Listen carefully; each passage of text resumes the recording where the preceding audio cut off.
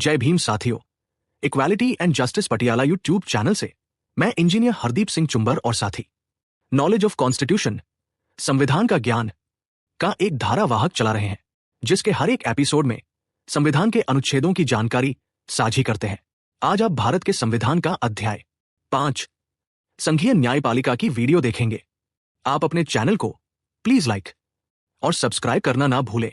पिछले अनुच्छेद में सर्वोच्च न्यायालय नियम और न्यायिक प्रक्रिया की अनुच्छेद 145 नॉलेज ऑफ कॉन्स्टिट्यूशन 75वीं वीडियो बनाकर इसके अनुच्छेदों की जानकारी साझा कर चुके हैं। आज हम इस अध्याय के अंतर्गत आज के एपिसोड में सर्वोच्च न्यायालय के अधिकारी, सेवक और व्यय 76वीं वीडियो बनाकर इसके 146 वे अनुच्छेद की जानकारी साझा करेंगे। ये अंश भारत के सर्वोच्च न्यायालय के कर्मचारियों और खर्चों के प्रबंधन को रेखांकित करता है। जय भीम साथियों की अनुच्छेद 145 नॉलेज ऑफ कॉन्स्टिट्यूशन 75वीं वीडियो बनाकर इसके पर बात करेंगे। बता दें कि यह अंश भारत के सर्वोच्च न्यायालय के कर्मचारियों और खर्चों के प्रबंधन को रेखांकित करता है। यह स्पष्ट करता है कि भारत के मुख्य न्यायाधीश या उनके द्वारा निर्देशित कोई अन्य न्यायाधीश या अधिकारी ही न्यायालय के अधिकारियों और कर्मचारियों की नियुक्तियां करते हैं। हालांकि कुछ मामलों में राष्ट्रपति नियम बना सकते हैं, जिसके लिए नियुक्ति से पहले संघ लोक सेवा आयोग से परामर्श की आवश्यकता हो सकती है। कर्मचारियों की सेवा की शर्तें, जिनमें उनके वेतन, भत्ते, छुट्टी और पेंशन शामिल है, मुख्य न्यायाधीश द्वारा बनाए गए नियमों द्वारा निर्धारित की जाती है, लेकिन राष्ट्रपति की मंजूरी आवश्यक होती है, खासकर वित्तीय मामलों के लिए। अंत में यह सुनिश्चित करता है कि सर्वोच्च न्यायालय के सभी प्रशासनिक खर्च, जिसमें कर्मचारियों के वेतन और पेंशन शामिल है, भारत की संचित निधि पर भारित होंगे। चलो आओ पहले सुनते हैं अनुच्छेद में क्या लिखा है, बाद में इस पर विशेष चर्चा सुनेंगे।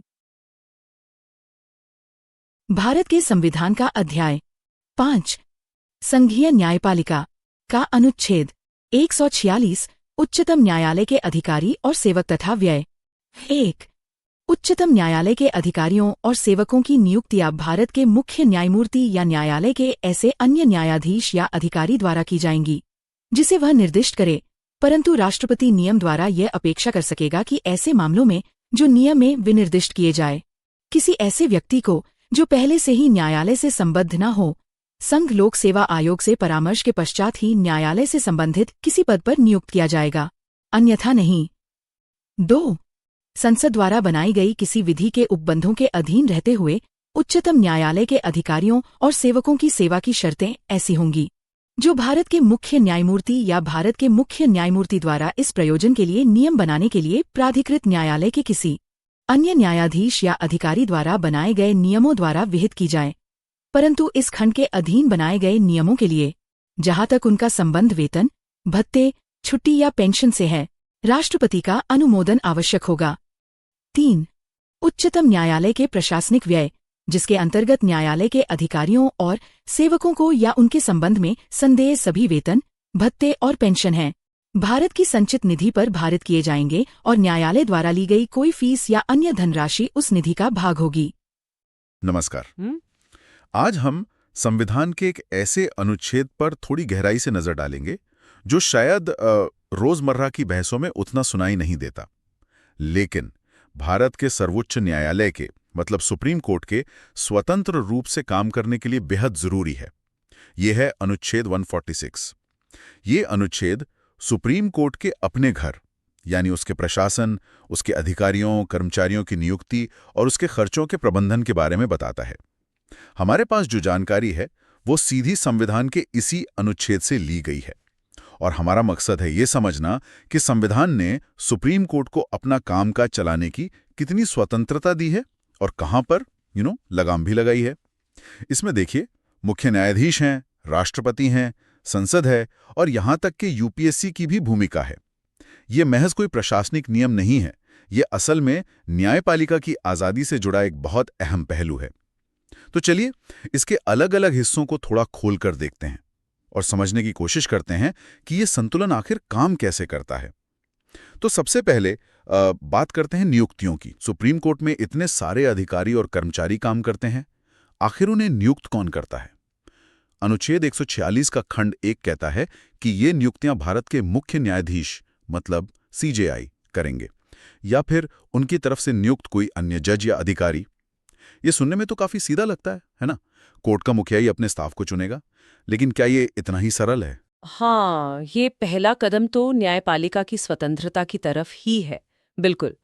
सोचिए ना, अगर कोर्ट के स्टाफ की नियुक्ति में बाहरी दखल होता तो कोर्ट का काम कितना प्रभावित हो सकता था।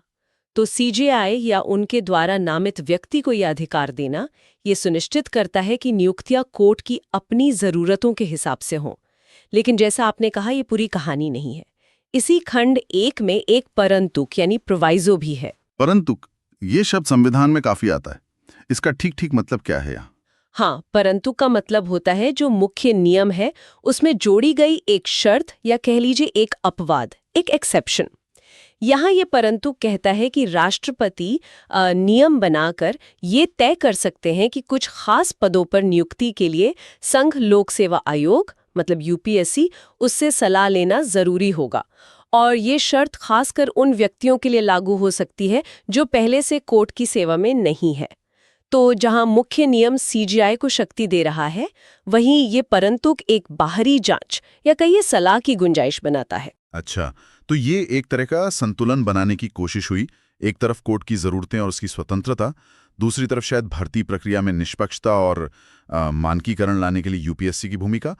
पर ये कौन तय करेगा कि किन पदों के लिए यूपीएससी से पूछना है? बिल्कुल सही समझा आपने। ये संतुलन का ही प्रयास है और ये तय करने की शक्ति राष्ट्रपति को दी गई है। वो नियम बनाकर स्पष्ट कर सकते हैं कि कौन से पद इस दायरे में आएंगे। इसका उद्देश्य शायद ये हो सकता है कि न्यायपालिका को जहां अपने स्टाफ चुनने की स्वतंत्रता मिले, वहीं कुछ महत्वपूर्ण पदों पर भर्ती के लिए एक स्थापित और निष्पक्ष एजेंसी जैसे यूपीएससी है, उसकी विशेषज्ञता का भी लाभ लिया जा सके।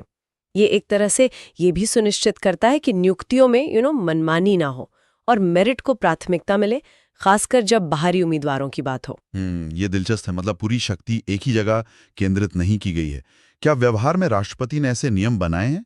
क्या ये यूपीएससी परामर्श वाली प्रक्रिया अक्सर इस्तेमाल होती है? देखिए, संविधान ये प्रावधान तो देता है, लेकिन इसका जो वास्तविक उपयोग है वो राष्ट्रपति द्वारा बनाए गए नियमों पर ही निर्भर करता है।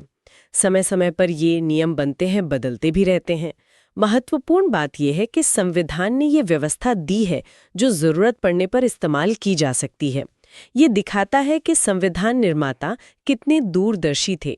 उन्होंने स्वतंत्रता तो दी, लेकिन साथ ही चेक और बैलेंस का रास्ता भी खुला रखा। ठीक है, तो नियुक्ति की प्रक्रिया में सीजीआई की मुख्य भूमिका है, पर राष्ट्रपति के नियमों के तहत कुछ पदों पर यूपीएससी की सलाह भी ली जा सकती है। अब आगे बढ़ते हैं। नियुक्ति के बाद आती है सेवा की शर्तें। मतलब इन कर्मचारियों के काम करने के नियम, उनकी छुट्टियां, प्रमोशन वगैरह, ये कौन तय करता है? 2 इस बारे में बताता है। इसके अनुसार सुप्रीम कोर्ट के अधिकारियों और कर्मचारियों की जो सेवा शर्तें हैं वो उन नियमों द्वारा तय होंगी जो भारत के मुख्य न्यायाधीश या उनके द्वारा अधिकृत मतलब ऑथराइज्ड किसी अन्य न्यायाधीश या अधिकारी द्वारा बनाए जाएंगे। यहाँ भी पहली नजर में अधिकार कोर्ट के भीतर ही रखा गया है ताकि वो अपनी प्रशासनिक जरूरतों के हिसाब से नियम बना सकें। लेकिन क्या इसमें भी कोई लेकिन या परंतु है, जैसे नियुक्तियों वाले मामले में था? हाँ, इसमें 2 महत्वपूर्ण बातें हैं। पहली, अगर संसद इस विषय पर कोई कानून बना देती है तो सीजीआई द्वारा बनाए गए नियम उस कानून के दायरे में ही रहेंगे। मतलब संसद का कानून सर्वोच्च होगा। अगर संसद तय करती है कि कोर्ट कर्मचारियों की सेवा शर्तों के बारे में ये विशेष नियम होने चाहिए, तो कोर्ट को उन्हें मानना होगा। अच्छा, तो संसद के पास यहाँ एक ऊपरी नियंत्रण है। समझ गया। और दूसरी महत्वपूर्ण बात क्या है? दूसरी बात, और ये शायद ज्यादा अहम है रोजमर्रा के कामकाज के लिए, वो खंड 2 के परंतुक में है। ये कहता है कि अगर नियम वेतन यानी सैलरीज, भत्ते यानी अलाउंसेस, छुट्टी यानी लीव या पेंशन यानी पेंशन से संबंधित है तो उन पर राष्ट्रपति की मंजूरी यानी अप्रूवल लेनी होगी। अरे वाह, ये तो काफी बड़ा नियंत्रण लगता है। मतलब कोर्ट अपने कर्मचारियों के लिए नियम तो बना ले, लेकिन जैसे ही बात पैसों की आती है, तनख्वाह, भत्ते, पेंशन, तो मामला राष्ट्रपति के पास चला जाता है। ऐसा क्यों? कोर्ट को यहाँ पूरी आजादी क्यों नहीं दी गई? ये सवाल बहुत वाजिब है। देखिए, इसका कारण है वित्तीय जवाबदेही, मतलब फाइनेंशियल अकाउंटेबिलिटी। सुप्रीम कोर्ट के ये सारे खर्चे, जैसा कि हम आगे देखेंगे भी, भारत सरकार के खजाने यानी भारत की संचित निधि कंसोलिडेटेड फंड ऑफ इंडिया से दिए जाते हैं।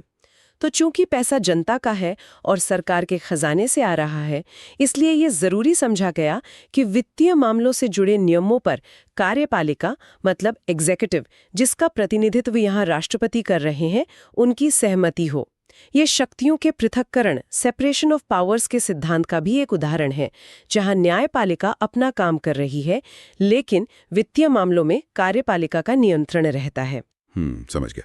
मतलब सिद्धांत ये कि कोर्ट अपने नियम बनाए, पर जब नियमों का असर सरकारी खजाने पर पड़ेगा तो सरकार यानी कार्यपालिका की मंजूरी जरूरी होगी। लेकिन क्या इससे कभी टकराव की स्थिति नहीं बनती होगी? मान लीजिए सीजीआई कोई नीला भत्ता देना चाहते हैं, पर वित्त मंत्रालय जो राष्ट्रपति को सलाह देता है वो सहमत ना हो। क्या ये प्रक्रिया कोर्ट के कामकाज को धीमा नहीं कर सकती? सैद्धांतिक रूप से टकराव की संभावना तो रहती है, बिल्कुल, और प्रक्रिया में थोड़ी देरी भी हो सकती है, लेकिन आमतौर पर ये एक स्थापित प्रक्रिया के तहत होता है। ये राष्ट्रपति की मंजूरी महज एक औपचारिकता नहीं है, बल्कि ये सुनिश्चित करती है कि कोर्ट द्वारा बनाए गए जो वित्तीय नियम हैं, वो देश की समग्र वित्तीय नीतियों और संसाधनों के अनुरूप हों। व्यवहार में ऐसे मामलों को आपसी विचार विमर्श से सुलझाने की कोशिश की जाती है। ये प्रावधान दिखाता है कि स्वतंत्रता महत्वपूर्ण है, पर हाँ, वित्तीय अनुशासन भी उतना ही जरूरी है। ये वाकई एक नाजुक संतुलन है। चलिए अब उस हिस्से पर आते हैं जिसका आपने जिक्र किया, खर्चे। कोर्ट के ये सारे प्रशासनिक खर्चे, कर्मचारियों के वेतन, भत्ते, पेंशन और बाकी ऑफिस चलाने का खर्च, इनका पैसा आता कहां से है? अनुच्छेद 146 का खंड 3 कहता है कि ये सभी खर्चे भारत की संचित निधि पर भारित होंगे। इस भारित होने का क्या मतलब है? ये शब्द सुनने में थोड़ा तकनीकी लगता है। भारित होना या charged upon the consolidated fund of India का मतलब बहुत गहरा और महत्वपूर्ण है, खासकर न्यायपालिका की स्वतंत्रता के लिए। इसका सीधा सा अर्थ है कि इन खर्चों पर संसद में मतदान, मतलब वोटिंग, नहीं होती। जब भारत सरकार का बजट संसद में पेश होता है तो कई मंत्रालयों और विभागों के खर्चों के लिए अनुदान मांगों, डिमांड्स फॉर ग्रांट्स, पर वोटिंग होती है। संसद चाहे तो इन मांगों को कम कर सकती है, लेकिन जो खर्चे भारित होते हैं उन पर संसद में बहस तो हो सकती है, लेकिन वोटिंग नहीं हो सकती, उन्हें कम नहीं किया जा सकता। अच्छा, तो इसका मतलब ये हुआ कि सुप्रीम कोर्ट के प्रशासनिक खर्चों को लेकर संसद में कोई राजनीतिक खींचतान या कटौती का खतरा नहीं रहता। सरकार बदले, राजनीतिक माहौल कैसा भी हो, कोर्ट के स्टाफ की तनख्वाहें या पेंशन रुकेंगी नहीं। बिल्कुल सही, यही इसका सबसे बड़ा फायदा है। ये प्रावधान सुप्रीम कोर्ट को वित्तीय मामलों में एक हद तक राजनीतिक दबाव से बचाता है। आप कल्पना कीजिए, अगर सुप्रीम कोर्ट के जजों या स्टाफ की सैलरी हर साल संसद में वोटिंग पर निर्भर होती, तो किसी विवादास्पद फैसले के बाद सरकार या बहुमत वाला दल उन पर वित्तीय दबाव बनाने की कोशिश कर सकता था। भारित होने से यह सुनिश्चित होता है कि कोर्ट के रोजमर्रा के कामकाज के लिए फंड्स की उपलब्धता राजनीतिक इच्छा पर निर्भर ना रहे। ये एक तरह से न्यायपालिका की स्वतंत्रता की रीढ़ है। ये तो बहुत महत्वपूर्ण बात है। तो क्या इसमें कोर्ट के सारे खर्चे शामिल हैं? हाँ, अनुच्छेद 146(3) स्पष्ट कहता है कि न्यायालय के प्रशासनिक व्यय, मतलब एडमिनिस्ट्रेटिव एक्सपेंसेस, जिसके अंतर्गत उस न्यायालय के अधिकारियों और सेवकों को या उनके संबंध में दिए जाने वाले सभी वेतन, भत्ते और पेंशन आते हैं, वे सब भारत की संचित निधि पर भारित होंगे। और साथ ही इसी खंड में ये भी कहा गया है कि न्यायालय द्वारा ली जाने वाली कोई फीस या अन्य धनराशियां भी उसी संचित निधि का हिस्सा बनेंगी। यानी कोर्ट अगर कोई फीस वगैरह वसूलता है तो वो पैसा भी सरकारी खजाने में ही जमा होगा। लेकिन यहाँ एक सवाल उठता है मेरे मन में। अभी हमने बात की थी कि वेतन, भत्ते, पेंशन से जुड़े नियम बनाने के लिए राष्ट्रपति की मंजूरी जरूरी है, खंड 2 के तहत। और अब आप कह रही हैं कि इन खर्चों पर संसद में वोटिंग नहीं होती, खंड 3 के तहत। क्या ये दोनों बातें एक दूसरे के विपरीत नहीं लगती? ये एक बहुत अच्छा सवाल है और ये अनुच्छेद 146 की बारीकी को दिखाता है। इसमें कोई विरोधाभास नहीं है, बल्कि ये दो अलग अलग स्तरों पर नियंत्रण और स्वतंत्रता का मिश्रण है। देखिए कैसे।